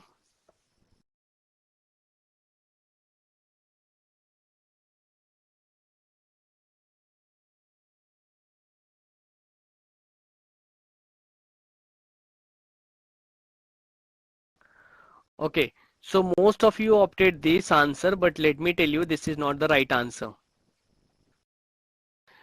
See, now we know that from here to here, it is how many? 34 angstrom, right? But what is question asking? 1 ton of helix in B form of DNA is how much? So you know that 1 ton only, na? So it is not asking the distance between the two nitrogen bases, right? This is two nucleotides. So it is not asking the distance between these two. It is asking the 1 ton of helix. So how many nucleotides in the one, this complete total 10, right? Yes, 10, na? So 10 divided by 3.4 divided by 10. How much?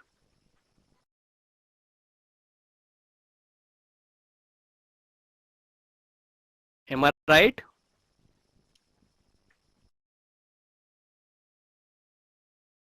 So C is the right answer. Is this clear?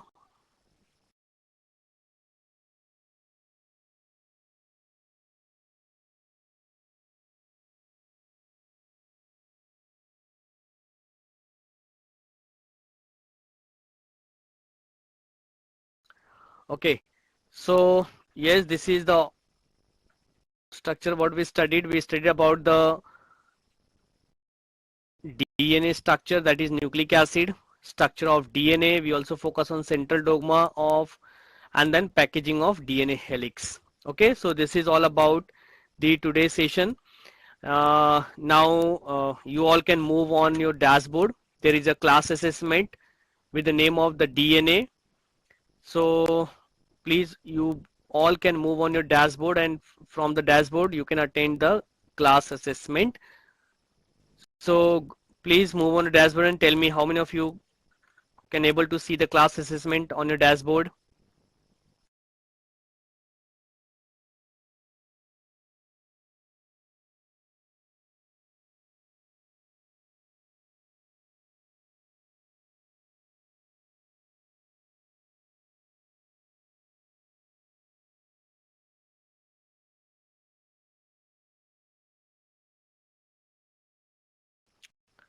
Okay, so start attending that class assessment. Do it fast.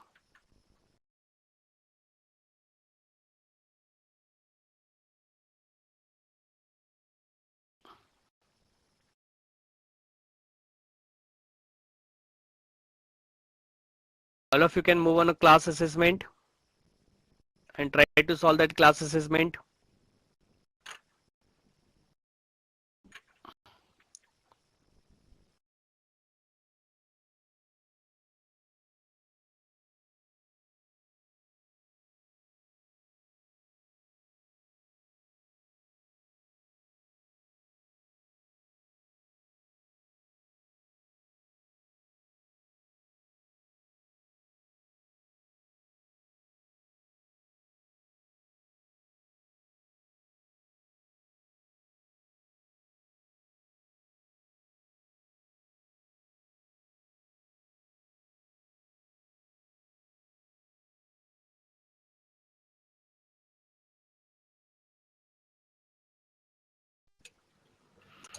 Yes, completed.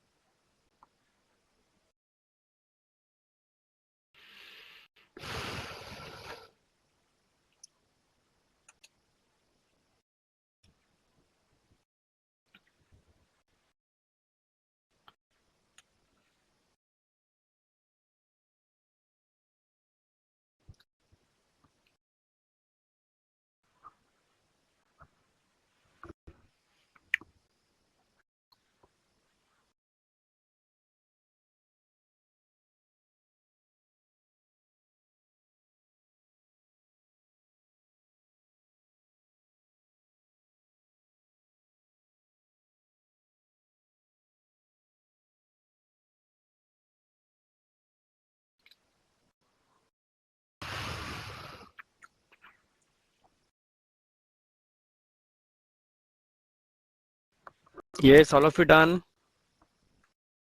Please respond it.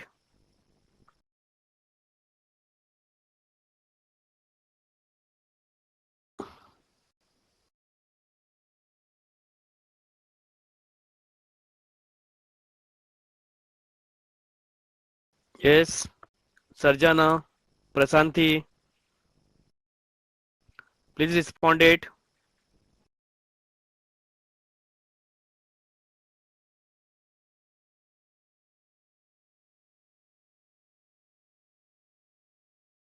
Okay.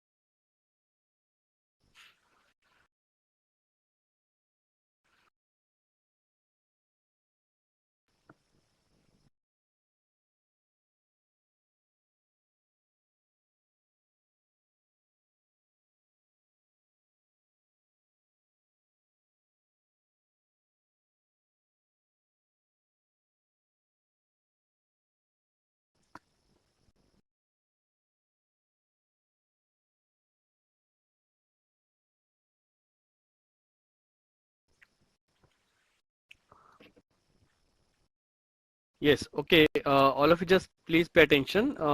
You can do one thing. Once you completed, you can submit it. Okay. And for this, I'm going to wind up. Okay. Is this clear? Prasanti and Sarjana. Then Sadhana, Gopinath. Okay. So once you complete, please submit it. Yes.